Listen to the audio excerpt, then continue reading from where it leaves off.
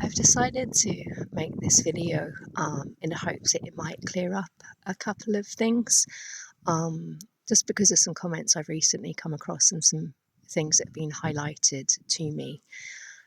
And I hope that it sort of clears up some confusion about my stances. I think some people have been confused, and others, perhaps more ungenerously, have stated I am unprincipled. So I'm hoping that this might help.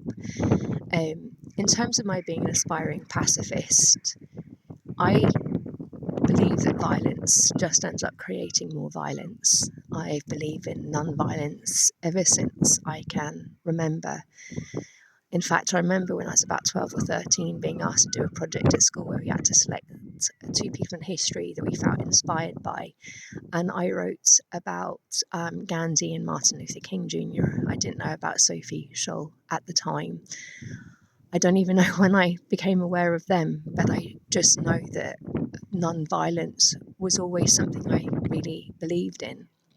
However, I always keep in mind that I never know how I might respond if it was me and my community that were occupied, being mindful that we were occupied during the Second World War, my community.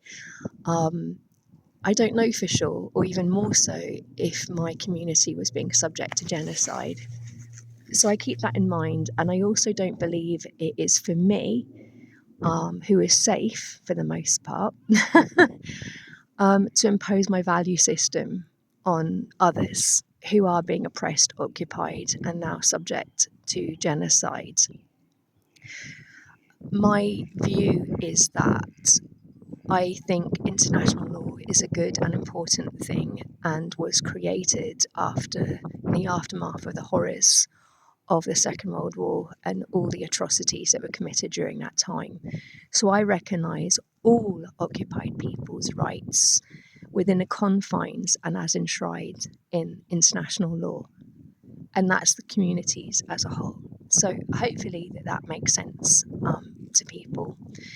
Secondly, in terms of the view that I'm unprincipled, I believe that factionalism is why we have lost so many times in history. People who have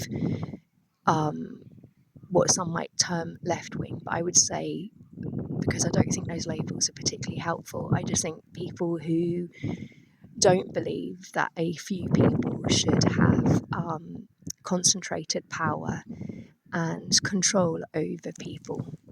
So I've made a decision always to be driven and respond only according to my values and principles and not according to groups or individuals, irrespective of whether I know people, whether I like or maybe don't like them so much. I feel it's really important to be driven by values and principles. And that is why I support people not across the whole political spectrum, because I don't, but I guess across groups and ideas. And what that also means is that I will support people if I think they're being unfairly targeted, even if I don't necessarily agree with all of what they say. I'm always mindful that I've had a different life experience to other people, and I try to keep that in mind, because I think that we should never assume that we're always right about everything. I really, really believe that. I also think that we're works in progress. I've evolved over periods of time, but I can recognise if someone is being unfairly targeted by the state, as well as simultaneously thinking that something they may have said might not be something that I would choose to say, and I may even believe to be problematic. And there's a difference, I think, between those two positions. And I'm not talking about any specific individual, I'm just talking about it as a general principle. We have one key issue at the moment, and that is fascism. And part of that fascism is Zionism. We are slipping, as we can all see, into a global autocratic regime in which none of us will win. So I think as much as possible, we have to work together, even if there are things we don't necessarily agree on, because we have one priority, and that is to defeat fascism.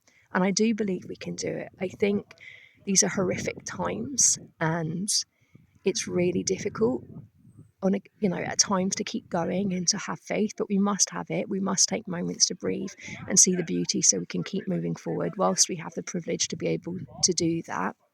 And I think that this mass awakening we are witnessing will result ultimately in positive change. We just have to be brave enough and to have the courage to unite, to keep going, and again to recognise that bravery is a triumph over fear, not fear not existing. Anyway, I hope that helps. It's quite a long video, but I just felt the need to do it because the whole point of what I'm trying to do is to unite people across some political divides that just really don't need to be there. Sometimes we are just going to have to agree to disagree with each other, and I believe that is emotional maturity, and that is what we need to evolve our emotional intelligence if we are to win, and we can win. So yeah, thank you. Wishing you the very best for this new year. Let's keep building our resilience, displaying that summit, building bridges, holding and supporting one another, really offering that solidarity, which is so vitally important, and finally learning from history. Thank you, and as always, free Palestine.